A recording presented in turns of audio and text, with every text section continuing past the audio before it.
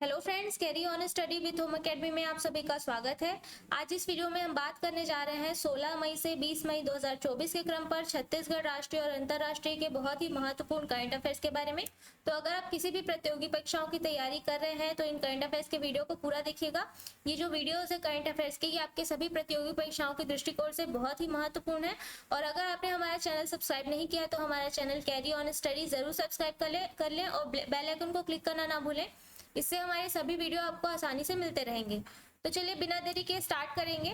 Video को and तक देखिएगा। आपका पूछा गया प्रश्न है, हाल ही में संयुक्त राष्ट्र ने किस दिन को विश्व फुटबॉल दिवस के रूप में घोषित किया है? तो याद रखिएगा, संयुक्त राष्ट्र महासभा ने 25 मई को विश्व फुटबॉल दिवस के रूप में घोषित किया है। और यह प्रस्ताव जो है न्यूयॉर्क में महासभा की 80वीं पूर्ण बैठक के दौरान अपनाया गया था। ठीक है, याद रखिएगा कि 2024 पहले अंतरराष्ट्रीय फुटबॉल टूर्नामेंट की 100वीं वर्षगांठ है, याद रखिएगा। ठीक है, और पहला अंतरराष्ट्रीय फुटबॉल टूर्नामेंट जो है पेरिस में आयोजित 1924 ग्रीष्मकालीन ओलंपिक खेलों के हिस्से के रूप में आयोजित किया गया था। ठीक है, तो इतने फैक्ट आप याद रख लीजिएगा प्रश्न से। आगे बढ़ते हैं, अगला प्रश्न है आपका छत्तीसगढ़ स्तर पर। छत्तीसगढ़ का पहला 15 मेगावाट का फ्लोटिंग सोलर प्लांट कहाँ स्थापित किया जाएगा? तो याद रखिएगा, भिलाई स्टील प्लांट में जो है ये जो छत्तीसगढ़ राज्य का पहला 15 मेगावाट का फ्लोटिंग सोलर प्लांट स्थापित किया जाएगा। ठीक है, विस्तार पर बात करते हैं। बीएसपी यानी कि भिलाई स्टील प्लांट अपने मरोदा वन जलाशय में छत्तीसगढ़ की पहली 15 मेगावाट फ्लोटिंग सौर परियोजना स्थापित करेगा। बीएसपी अपने कार्बन उत्सर्जन को कम करने, ऊर्जा संरक्षण और नवीनीकरणीय ऊर्जा को बढ़ावा देने के लिए विभिन्न परियोजनाओं पर काम कर रहा है। ठीक है, और याद रखिएगा कि छत्तीसगढ़ राज्य में सोलर प्लांट सालाना लगभग 34.26 मिलियन यूनिट बिजली पैदा करेगा।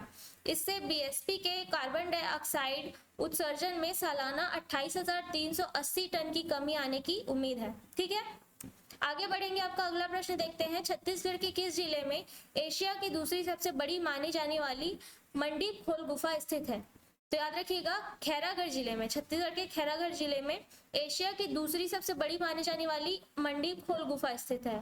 ठीक है, विस्तार पर बात करेंगे। याद रखिएगा, ये साल में एक दिन खुलता है। मंडीप खोल गुफा को अक्षय तृतीया के बाद भक्तों के लिए खोला जाता है।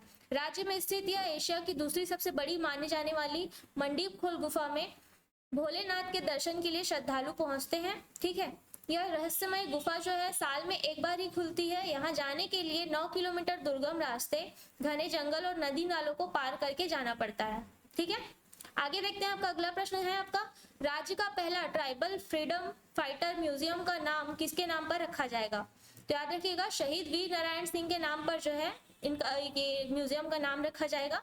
ये राज्य का पहला म्यूजियम होगा। ठीक है, विस्तार पर बात करेंगे। नवा रायपुर स्थित tribal research and training institute के सामने ही ट्राइबल फ्रीडम फाइटर म्यूजियम बनाया जा रहा है।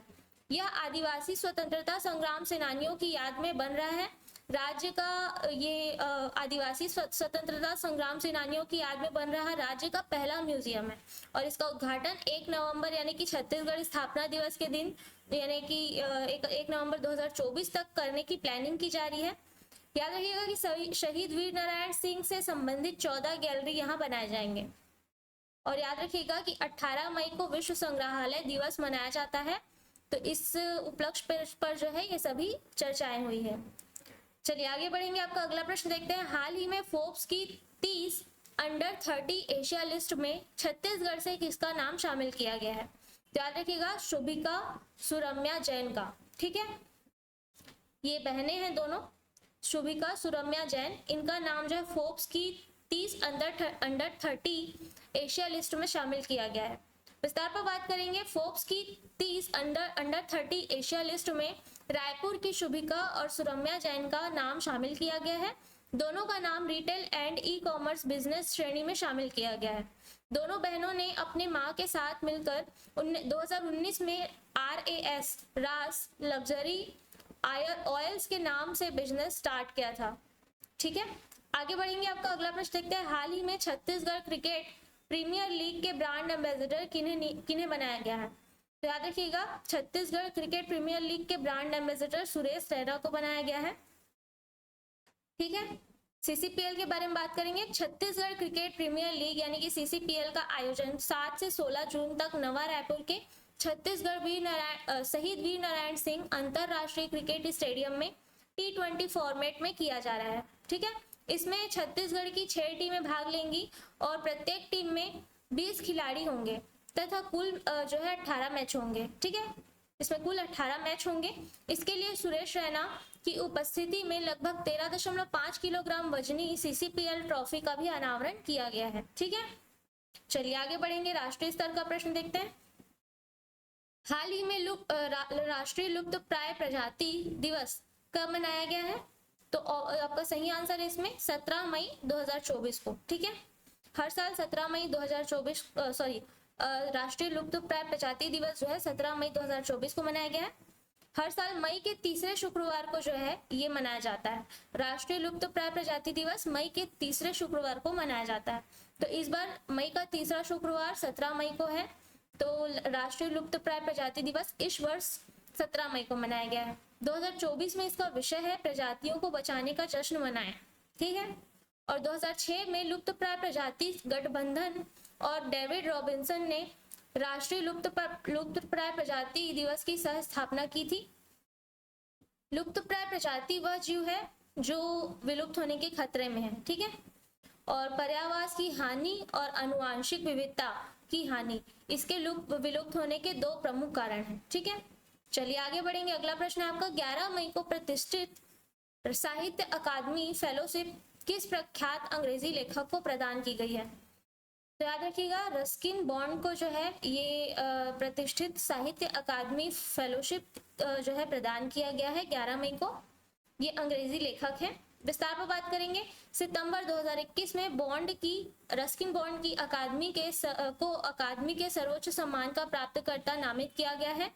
उनकी उल्लेखनीय कृतियों में vagrants in the valley, once upon a monsoon time, angry river, strangers in the night, all roads lead to Ganga, tales of Fosterganj और लेपर्ड ऑन द माउंटेन, ये सभी इनकी उल्लेखनीय कृतियों में शामिल हैं। उन्हें 1992 में 1992 में साहित्य अकादमी पुरस्कार और 2012 में साहित्य अकादमी का बाल साहित्य पुरस्कार और 1999 में पद्मश्री और 2019 में पद्म भूषण प्राप्त हुआ था। ठीक है, चलिए आगे बढ़ेंगे। आपका अगला प्रश्न देखते हैं। हाल ही में राष्ट्रीय फेडरेशन सीनियर एथलेटिक्स प्रतियोगिता में नीरज चोपड़ा ने कौन सा पदक जीता है? तो याद रखिएगा इन्होंने स्वर्ण पदक जीता है। विस्तार पर बात करेंगे। 15 मई को ओलंपिक चैंपियन नीरज चोपड़ा ने भुवनेश्वर में 27वीं फेडरेशन कप में पुरुषों की भाला फेंक में 82.27 मीटर थ्रो के साथ स्वर्ण पदक प्राप्त किया है।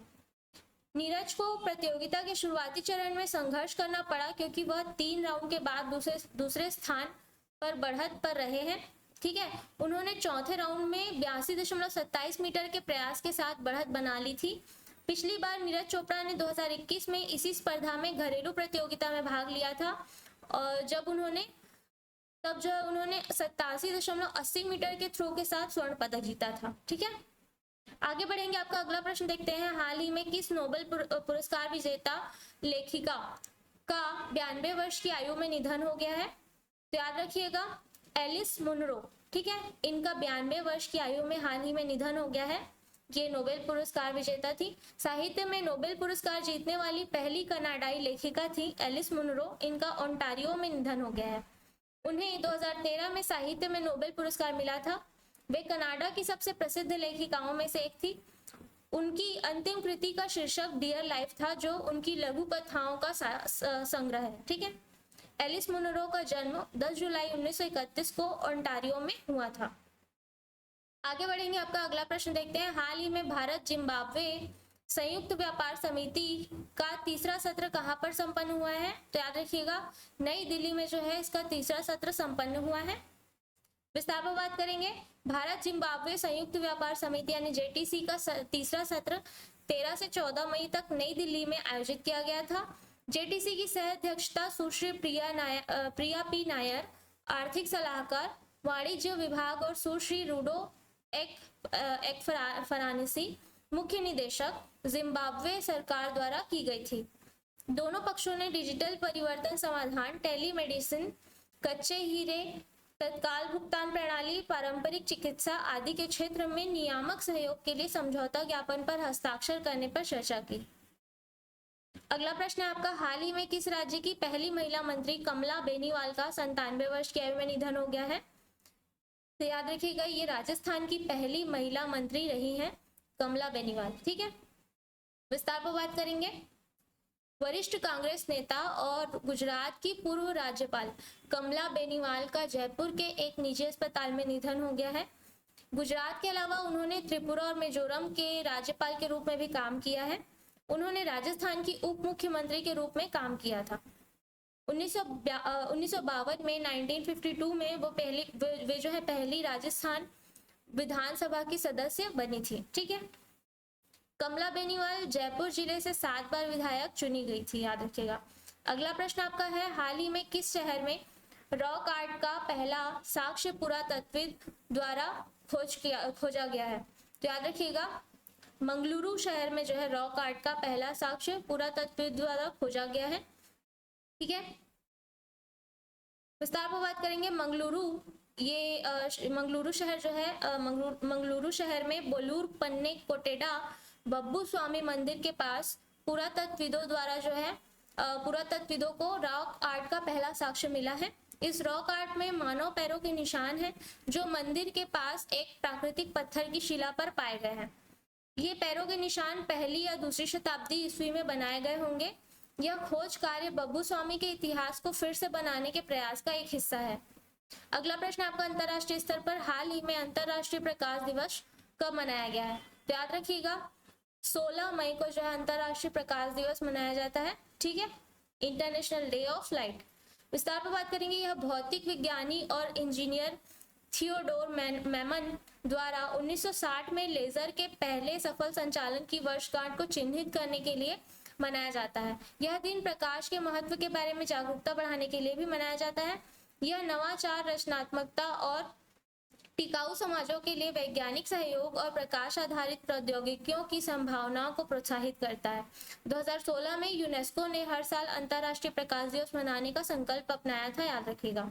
अगला प्रश्न आपका, हाल ही में किस देश ने दुनिया का पहला 6G प्रोटोटाइप डिवाइस जारी किया है? तो याद रखिएगा, जापान द्वारा जो है दुनिया का पहला 6G प्रोटोटाइप डिवाइस जारी किया गया है। ठीक है, विस्तार पर बात करेंगे। यह 5G से 20 गुना तेज होगा और 100 गीगाबिट प्रति सेकंड की गति से डेटा संचारित करेगा। यह 6G prototype device Docomo, NTT corporation, NEC corporation और फुजित्सु सहित अग्रणी कंपनियों के सहयोग का परिणाम है। ये परीक्षण 328 फीट यानी कि 100 मीटर की दूरी पर किए गए थे। वर्तमान में 5G की सैद्धांतिक अधिकतम गति 10 GB प्रति S है। ठीक है, अगला प्रश्न आपका, हाल ही में कौन सा देश अपने सभी ग्लेशियर खोने वाला पहला देश बन गया है? तो याद रखिएगा, वेनेजुएला जो है ये अपना सभी ग्लेशियर खोने वाला पहला देश बन गया है। विस्तार पर बात करेंगे। वेनेजुएला के आखिरी ग्लेशियर के गायब होने से यह अपनी सभी बर्फ संरचनाओं के पूरी तरह पिघलने का गवाह बनने वाला पहला देश बन गया है। 1910 में वेनेजुएला में 6 ग्लेशियर थे जो 1000 वर्ग किलोमीटर क्षेत्र में फैले हुए थे। आज ये बर्फ के अवशेष मात्र रह गए हैं जो अब ग्लेशियर वर्गीकरण के मानदंडों को पूरा नहीं करते हैं। वेनेजुएला के 6 में से 5 ग्लेशियर 2011 तक ही गायब हो गए थे।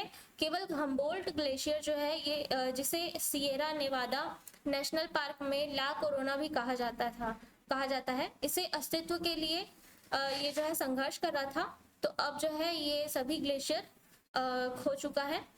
अगला प्रश्न आपका देखते हैं, हाल ही में विश्व का सबसे ऊंचा प्रतियोगिता स्विमिंग पूल कहाँ खोला गया है? तो इसका आंसर आपको कमेंट बॉक्स पर देना है। और साथ ही मैं बताना चाहूंगी कि हमारे एकेडमी में अभी क्लासेस अवेलेबल हैं, तो अगर आप किसी भी चीज़ की जानकारी चाहते हैं तो दिए गए कॉन्टैक्ट नंबर पर कॉन्टैक्ट कर सकते हैं या विजिट कर सकते हैं दिए गए एड्रेस पर। और आज की वीडियो में इतना ही। अगर आपको वीडियो अच्छी लगी हो तो वीडियो को लाइक और शेयर ज़रूर करें, अपने फ्रेंड सर्कल में शेयर ज़रूर करें। तो आज के वीडियो में इतना ही, अगले वीडियो में मिलेंगे। तब तक के लिए पढ़ते रहिए, सीखते रहिए। Thanks for watching.